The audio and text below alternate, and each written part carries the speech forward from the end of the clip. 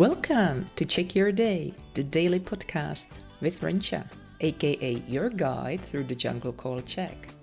We spend 5 minutes from Monday to Friday to get better at one topic in Czech.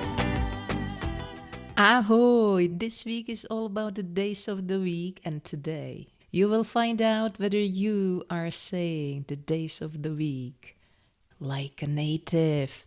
So, if not, it's okay. You will at least know and you can work on it. You can improve. Let's dive right in. Jdeme na to. I will now tell you the days of the week, what they sound like when you say, for example, on Monday or on Friday, on Saturday, and so on. So we will use it with the preposition. What I would like you to do, listen carefully, do the days of the week sound in the same way as you could hear them in yesterday's episode. By the way, if you missed yesterday's episode and you are not familiar with the days of the week, go back. I will not translate the days of the week today because you already know them from yesterday's episode. V pondělí, v úterý, ve středu, ve čtvrtek, v pátek, v sobotu, v neděli, o víkendu. V pondělí, v úterý, ve středu, ve čtvrtek, v pátek, v sobotu, v neděli, o víkendu. V pondělí, v úterý, ve středu, ve čtvrtek, v pátek, v sobotu, v neděli, o víkendu. To pondělí, v pondělí. To úterý, v úterý.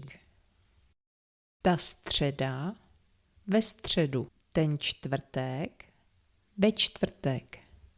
Ten pátek, v pátek. Ta sobota, v sobotu. Ta neděle, v neděli. Yes, you got it right. We can divide the days of the week into several groups. There are the days of the week where there are no changes. Yay! Let's celebrate every single time when there are no changes in Czech.